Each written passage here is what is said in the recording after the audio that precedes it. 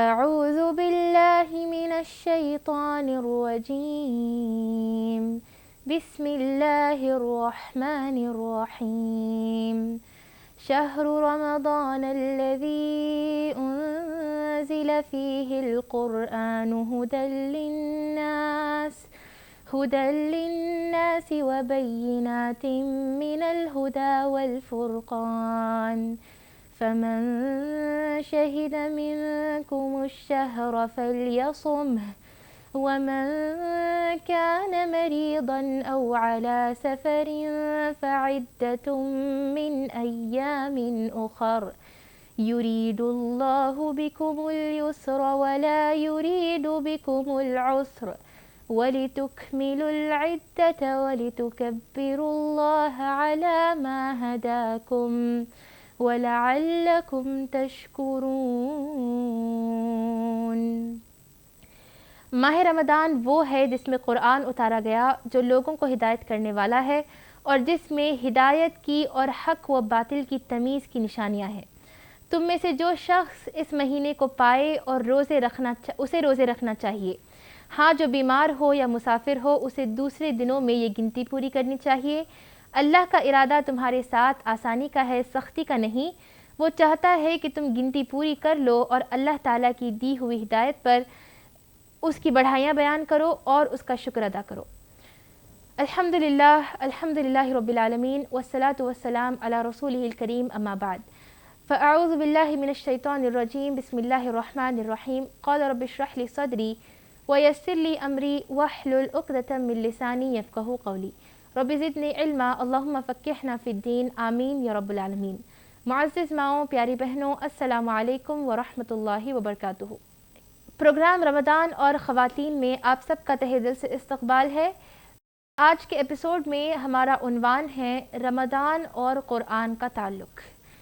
میری بہنوں، رمضان وہ مہینہ ہے جس میں اللہ تعالیٰ نے قرآن کو نازل فرمایا ہے، اور اس کی دلیل ہمیں ملتی ہے سورۃ البقرہ کی آیت نمبر 185 میں، جو آیت ابھی آپ کے سامنے تلاوت کی گئی تھی۔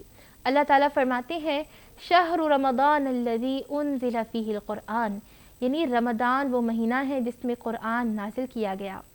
یعنی اللہ تعالیٰ بتا رہے کہ رمضان کا مہینہ وہ ہے جس میں تم پر ایک عظیم نعمت تمہیں دی گئی تھی اور تمہیں ایک بہت عظیم تحفہ دیا گیا تھا۔ اور میری بہنوں، وہ مہینہ جس میں قرآن نازل کیا گیا، تو پھر آپ دیکھیے کہ قرآن کی کتنی بڑی عظمت ہے کہ جس مہینے میں وہ نازل کیا گیا تو اللہ تعالیٰ نے اس پورے مہینے کو بابرکت بنا دیا۔ اور جس رات میں یعنی لیلۃ القدر کی رات میں قرآن نازل کیا گیا تو پھر وہ رات اتنی بابرکت ہو گئی کہ اس ایک رات کی عبادت 1000 مہینوں سے بہتر ہے۔ تو پھر سبحان اللہ، یعنی ان چند باتوں سے ہی آپ کو اندازہ ہونا چاہیے کہ قرآن کی کتنی بڑی عظمت ہے۔ اور پھر آگے اسی آیت میں اللہ تعالیٰ فرماتے ہیں کہ یہ قرآن کیا ہے؟ وہ ھدی للناس ہے، یعنی ہدایت ہے لوگوں کے لیے۔ وبینات من الفرقان، یعنی اللہ تعالیٰ فرماتے ہیں کہ یہ ہدایت ہے اور فرقان ہے۔ یعنی فرقان کسے کہتے ہیں؟ قرآن کا ایک اور نام فرقان بھی ہے۔ یعنی یہ قرآن لوگوں کے لیے ہدایت ہے اور فرقان یعنی حق اور باطل کے درمیان تمیز کرنے والی چیز ہے۔ سبحان اللہ، یعنی ایک عظیم تحفہ اللہ کی طرف سے انسانیت کو دیا گیا، اور اللہ تعالیٰ بتا رہے کہ یہ ہدایت ہے، یہ فرقان ہے۔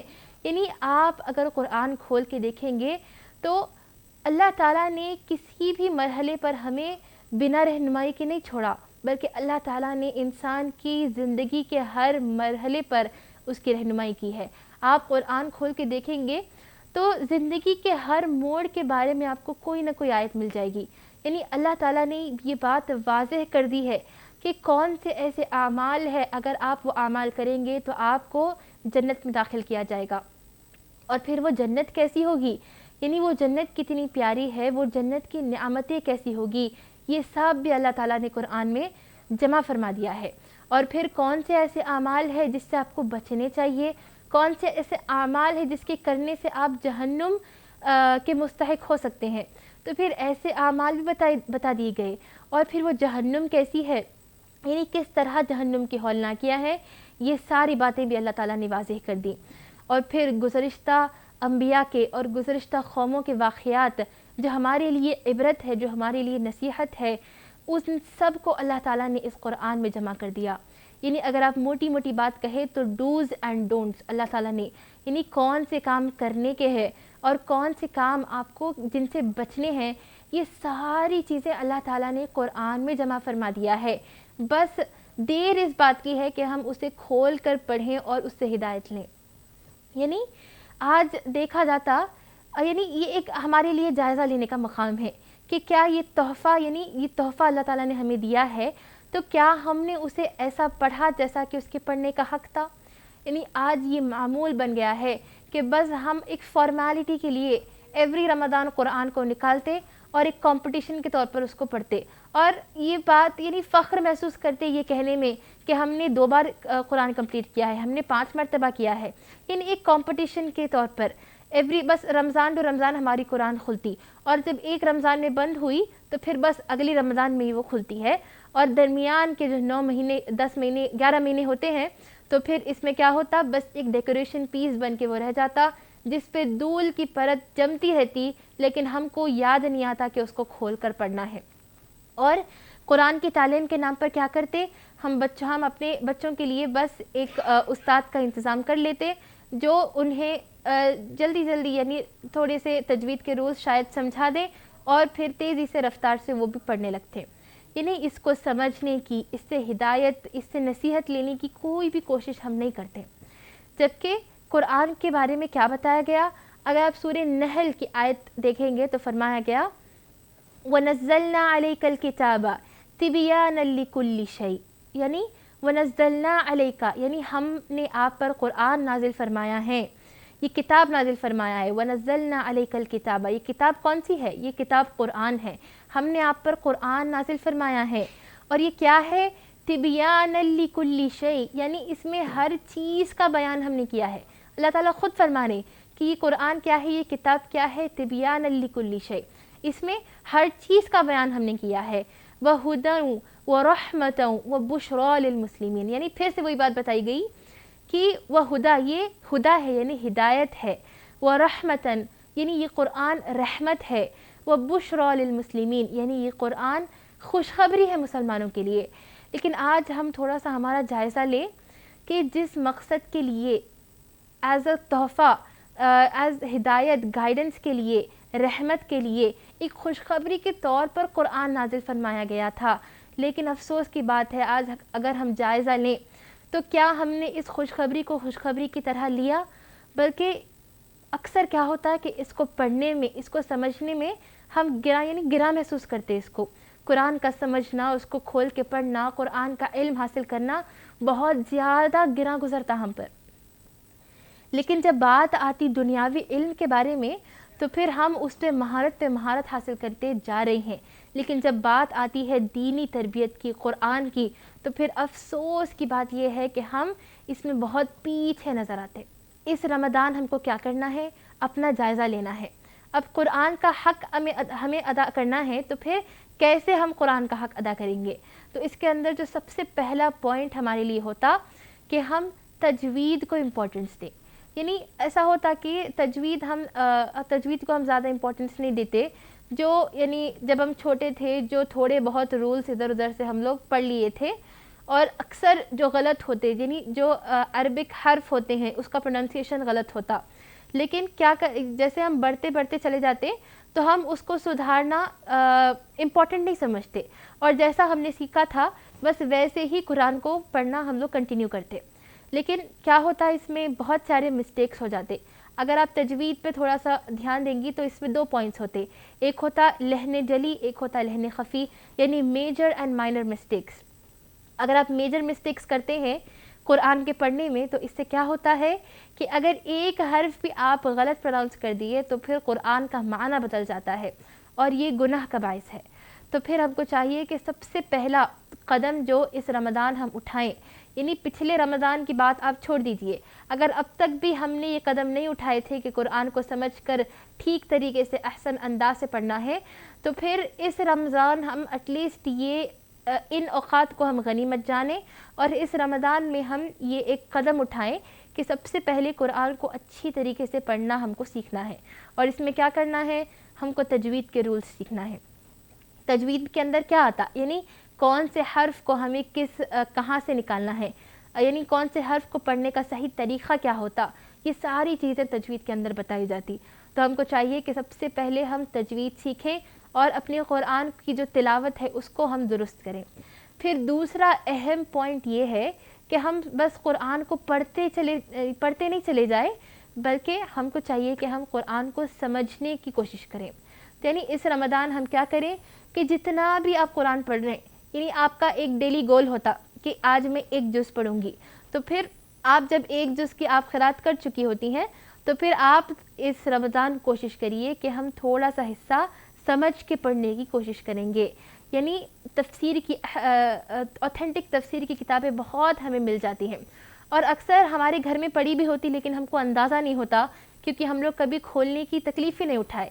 تو اسی لیے آپ کو چاہیے کہ آپ کوئی اوتھینٹک تفسیر کی کتاب اٹھائیں اور اس میں تفسیر پڑھ کے قرآن کو سمجھنے کی کوشش کریے. یعنی اللہ تعالیٰ نے قرآن کو شفاعت بتایا، یعنی اللہ تعالیٰ نے قرآن کے بارے میں بتایا کہ یہ شفاعت ہے، یہ رحمت ہے، یہ ہدایت ہے. تو پھر اگر آپ اس کو کھول کر پڑھیں گی نہیں تو پھر یہ شفاعت، یہ رحمت، آپ اس سے کیسے مفید ہو سکیں گے، یعنی آپ اس کا فائدہ کیسے اٹھا سکتے ہیں. یعنی اگر آپ بیمار ہیں، آپ ڈاکٹر کے پاس جاتے، آپ کو میڈیسن دیا جاتا، آپ جب تک وہ میڈیسن کھاتے نہیں تو آپ کو اس کا فائدہ نہیں ہوتا. اسی طرح اگر قرآن کو شفاعت بتایا گیا تو یعنی قرآن کو کیور بتایا گیا، بہت سی ایسی ڈیسیزز ہے جو قرآن کے محض سننے سے کیور ہو جاتی. تو اگر قرآن کو شفاعت بتایا گیا تو اگر جب تک آپ اس کو کھول کر پڑھیں گی نہیں تو آپ اس سے کچھ بھی فائدہ نہیں اٹھا سکتے. تو پھر اس رمضان جو سیکنڈ پوائنٹ ہم کو دھیان میں رکھنا ہے وہ یہ ہے کہ ہم کو قرآن کو سمجھ کر پڑھنے کی کوشش کرنا ہے. اب جب کہ ہم رمضان اور قرآن کے بارے میں بات کر رہے ہیں تو پھر ہم تھوڑا سا ذکر کریں گے کہ یہ قرآن کا جو نزول ہوا وہ کس طرح سے نبی صلی اللہ علیہ وسلم پر ہوا تھا. تو پھر ایسی ہی ایک رات تھی، نبی صلی اللہ علیہ وسلم کا یہ معمول تھا کہ وہ اکثر غار حرا میں بیٹھے اللہ تعالیٰ سے دعائیں کرتے تھے اور بہت زیادہ فکر کرتے تھے کہ میں اپنی امت کو کیسے سدھاروں. یعنی یہ جو امت میں بگاڑ ہے، یعنی اس آپ زمانے جاہلیت میں دیکھیں گے تو ظلم اور یہ جو کبیرہ گناہ ہوتے اور بت پرستی، شرک وغیرہ بہت عام تھا، اور نبی صلی اللہ علیہ وسلم کو ہر وقت اپنی قوم کی فکر ہوتی تھی. تو نبی صلی اللہ علیہ وسلم کا یہ معمول تھا کہ وہ غار حرا میں بیٹھتے اور اللہ تعالیٰ سے دعائیں کرتے، اللہ تعالیٰ سے التجائیں کرتے اور غور و فکر کرتے کہ کس طرح یہ جو معاشرے میں، یہ جو قوم میں جو خرابیاں ہیں اس کو میں کس طرح سے دور کروں. تو ایسی ہی ایک رات میں جب نبی صلی اللہ علیہ وسلم غار حرا میں بیٹھے تھے تو جبرائیل علیہ السلام تشریف لائے اور انہوں نے فرمایا کہ اقرا، یعنی پڑھو. نبی صلی اللہ علیہ وسلم نے فرمایا کہ ما انا بقارئ، یعنی مجھے پڑھنا نہیں آتا. نبی صلی اللہ علیہ وسلم کا لقب جیسے کہ ہم سب کو معلوم ہے امی تھا، یعنی وہ پڑھنا لکھنا نہیں جانتے تھے. تو جب جبرائیل علیہ السلام نے آپ سے کہا کہ اقرا پڑھو، آپ نے فرمایا کہ ما انا بقارئ، میں پڑھنا لکھنا نہیں جانتا. اور پھر یہ بولنا ہی تھا کہ جبرائیل علیہ السلام نے آپ صلی اللہ علیہ وسلم کو زور سے جکڑا، زور سے دبوچا اور زور سے دبایا اور پھر فرمایا کہ اقرا. آپ نے پھر سے فرمایا کہ ما انا بقارئ، میں پڑھنا نہیں جانتا. جبرائیل علیہ السلام نے دوبارہ انہیں جکڑا اور اس طرح 3 بار ہوا اور پھر آپ صلی اللہ علیہ وسلم بول اٹھے کہ اقرا بسم ربک الذی خلق، یعنی پڑھو اس رب کے نام سے جس نے تمہیں پیدا کیا ہے. تو یعنی پہلی وحی جو ہم پر نازل ہوئی تھی وہ سورہ علق کی ابتدائی 5 آیات تھی. اور آپ تھوڑا سا یہاں پر رک کر جائزہ لیں. سب سے پہلا یعنی لفظ جو نازل کیا گیا تھا وہ تھا اقرا، پڑھو. یعنی اللہ تعالیٰ نے سب سے پہلا حکم جو نازل فرمایا تھا وہ بھی یہی تھا کہ پڑھو. اور اس میں ہر طرح کے علوم، یعنی ہر طرح کے آل دا نالجز، یعنی دنیا میں جتنے سارے بھی علوم ہیں وہ ساری چیزیں اس کے اندر آ جاتی ہے. لیکن ایک مسلمان ہونے کے ناطے ہمارا یہ فریضہ ہے کہ ہم جتنی اہمیت دنیاوی علم کو دیتے ہیں اس سے کہیں زیادہ اہمیت ہم دینی علم کو بھی دیں. کتنی افسوس کی بات ہے کہ جس نبی کے امت پر سب سے پہلے وہی اقرا کی دی گئی تھی، وہی امت افسوس کی بات ہے کہ دینی علم سے بہت دور ہے. یعنی وہی امت جس پر پہلا جو حکم تھا وہ اقرا یعنی پڑھنے کے بارے میں بتایا گیا تھا، افسوس کی بات یہ ہے کہ ہماری امت دنیاوی علم کے پیچھے تو ہم مہارت حاصل کرتے ہیں، لیکن جب دینی علم کی بات آتی ہے تو ہم اس کا مذاق اڑاتے ہیں، ہم اس کو امپورٹنس نہیں دیتے. تو پھر یہ ہمارے لیے افسوس کا مقام ہے اور جائزہ لینے کا مقام ہے کہ جو پہلی وحی جس مقصد کے لیے قرآن کو نازل فرمایا گیا اور جو پہلی وحی قرآن میں نازل فرمائی گئی کہ اقرا تم پڑھو، اسی میں ہی ہم کوتاہی کر بیٹھتے ہیں. اسی طرح پھر قرآن میں اللہ تعالیٰ نے 11 مرتبہ فرمایا ہے کہ اطیعوا اللہ و اطیعوا الرسول، یعنی تم اطاعت کرو اللہ کی اور تم اطاعت کرو رسول کی. تو پھر یہاں پر ایک اور مرتبہ ہم جائزہ لیں کہ یہ جو اطاعت ہے، اگر ہم قرآن کھول کر پڑھیں گے نہیں کہ اللہ تعالیٰ نے کیا احکام ہمارے لیے رکھے ہیں، کون سی چیزیں ہمیں کرنا ہے، کون سی چیزوں سے ہمیں بچ کر رہنا ہے، اگر ہم نے یہی نہیں جانا تو پھر کیسے ہم اطاعت کر سکتے ہیں؟ اگر احادیث ہم نے کھول کے نہیں پڑھی کہ نبی صلی اللہ علیہ وسلم کی سنت کیا تھی، نبی صلی اللہ علیہ وسلم کے معاملات کیا تھے، نبی صلی اللہ علیہ وسلم یعنی اپنے روزمرہ کی زندگی میں کیا معاملات نبی صلی اللہ علیہ وسلم کے تھے، اگر ہم قرآن اور احادیث کے ذریعے سے اسے نہیں جانیں گے تو کس طرح سے ہم یعنی اللہ تعالیٰ نے جو فرمایا ہے کہ اطیعوا اللہ، تم اطاعت کرو اللہ کی اور اطاعت کرو رسول کی، اور ایک بار نہیں بلکہ 12 ٹوٹل 11 مرتبہ یہ بات فرمائی گئی ہے. تو اگر ہم پڑھنے کی کوشش نہیں کریں گے تو پھر کس طرح سے ہم اطاعت کر سکتے ہیں؟ اور پھر آج کل کیا ہوتا ہے کہ یہ ایک ٹرینڈ بن گیا کہ ہم بولتے کہ قرآن تو بہت مشکل ہے پڑھنے میں اور ہم کو سمجھ نہیں آتا، بہت کنفیوزنگ ہے. تو پھر اس کا جواب بھی اللہ تعالیٰ فرماتے ہیں. اللہ تعالیٰ فرماتے ہیں آیت میں وَلَقَدْ يَسَّرْنَا الْقُرْآنَ لِلذِّكْرِ، یعنی ہم نے قرآن کو پڑھنے میں آسان کر دیا ہے. وَلَقَدْ يَسَّرْنَا الْقُرْآنَ، یعنی اللہ تعالیٰ خود فرما رہے ہیں کہ ہم نے قرآن کو آسان کر دیا ہے پڑھنے کے لیے. اور پھر آگے اللہ تعالیٰ ایک سوال کر رہے فَهَلْ مِن مُذَّكِّرٍ، یعنی کوئی ہے پڑھنے والا؟ یعنی اللہ تعالیٰ کا انداز بیان آپ دیکھیے، سبحان اللہ. اللہ تعالیٰ فرماتے ہیں فَهَلْ مِن مُذَّكِّرٍ، کیا کوئی پڑھنے والا ہے؟ تو پھر اللہ تعالیٰ نے جب اتنی واضح طور پر یہ بات بتائی گئی ہے کہ ہم نے تمہارے لیے قرآن کو آسان فرما دیا، تو پھر ہماری کیا مجال کہ ہم اس طرح کے الفاظ استعمال کریں کہ قرآن تو بہت ہارڈ ہے، بہت ڈیفیکلٹ ہے، ہم کو سمجھ نہیں آتا، جبکہ خود اللہ تعالیٰ نے یہ اعلان کر دیا، خود اللہ تعالیٰ گواہی دے رہا ہے کہ ہم نے اسے آسان کر دیا ہے تمہارے پڑھنے کے لیے.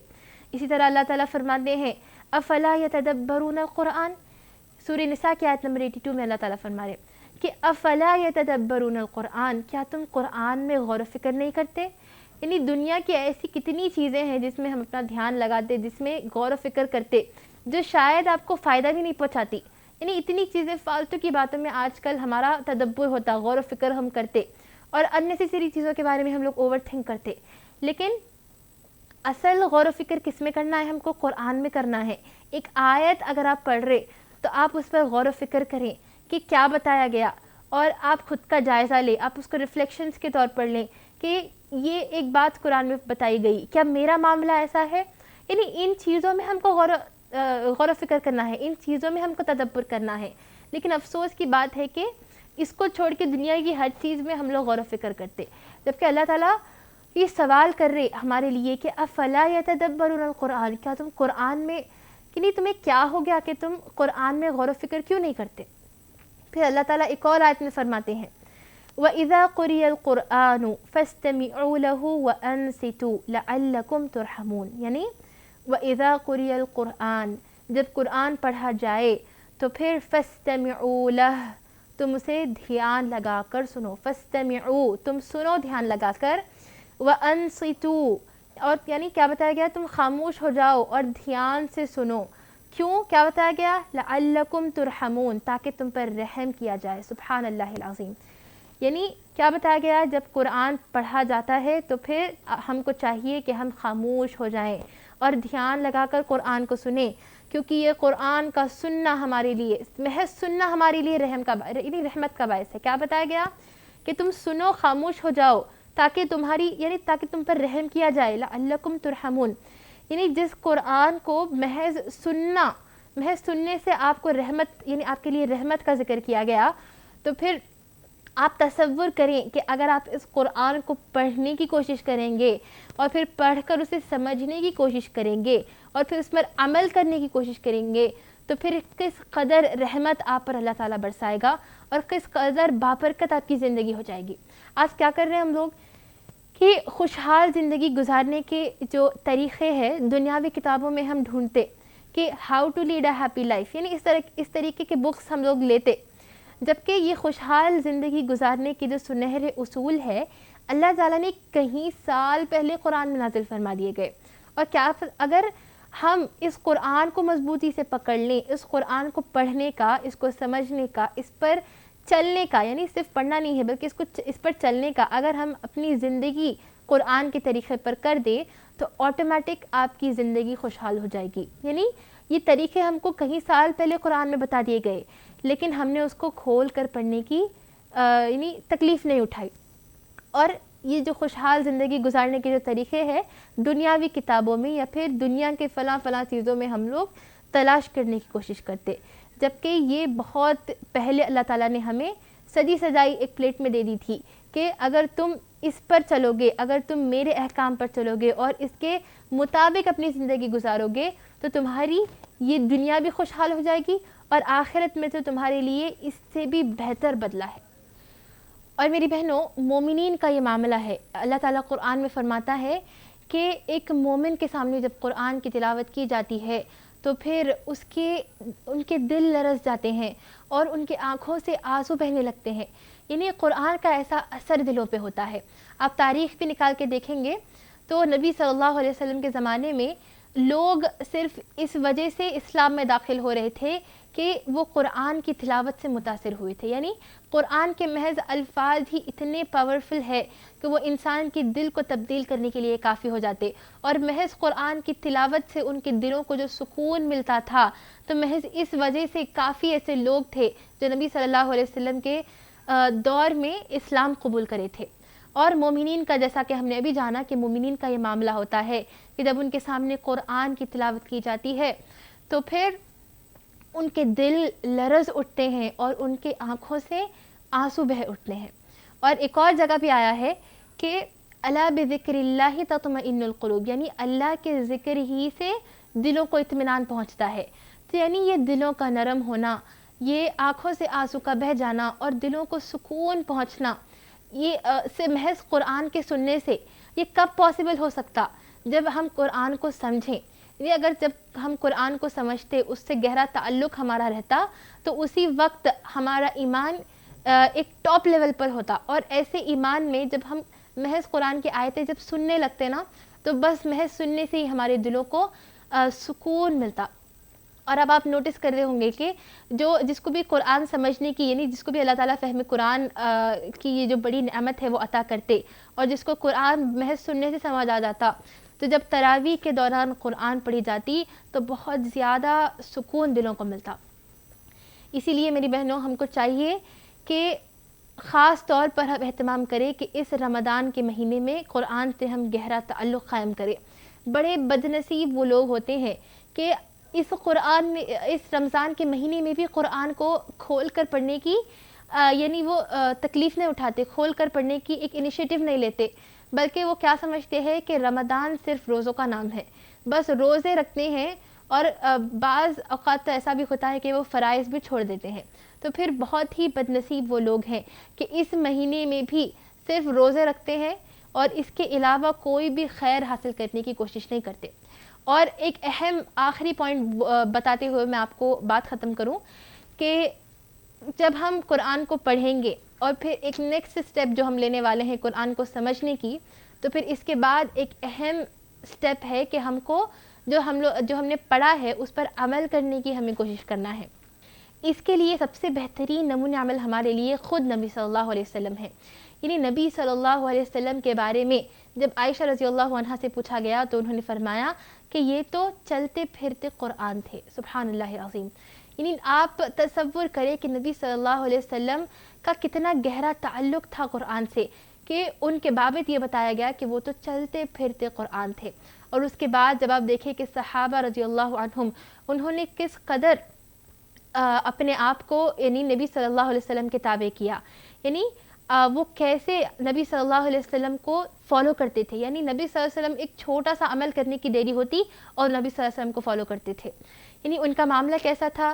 سمعنا و اطعنا، یعنی ہم نے سنا اور ہم نے اطاعت کی، یعنی ایسا والا معاملہ صحابہ کا تھا۔ یعنی نبی صلی اللہ علیہ وسلم سب سے پہلے اول ہمارے لیے ایک بہترین نمونہ عمل ہے کہ کس طرح کا تعلق ہمارا قرآن کے ساتھ ہونا چاہیے۔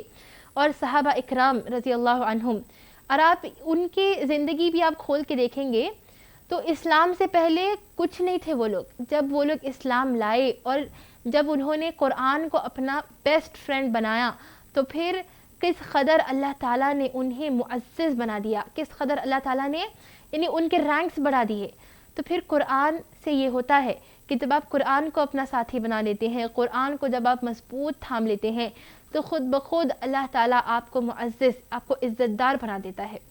تو پھر میری بہنوں، اگر اب تک بھی اس رمضان تک بھی، اس سے پہلے بھی اگر ہم سے کوتاہی ہو گئی تھی تو اللہ تعالیٰ سے ہم سچی توبہ کریں، اور اس رمضان میں خاص طور پر ہم کو کوشش کرنا ہے کہ ہم گہرا تعلق قرآن سے بنائیں، اور نہ صرف پڑھنا ہے بلکہ اس کو سمجھنا ہے، اور جب سمجھ لیتے ہیں تو پھر ہم کو عمل بھی کرنا ہے، اور جب ہم عمل کرنا شروع کرتے ہیں تو پھر یہ فریضہ ہم سب پر ہے کہ ہم دوسروں تک بھی یہ ساری باتیں پہنچائیں۔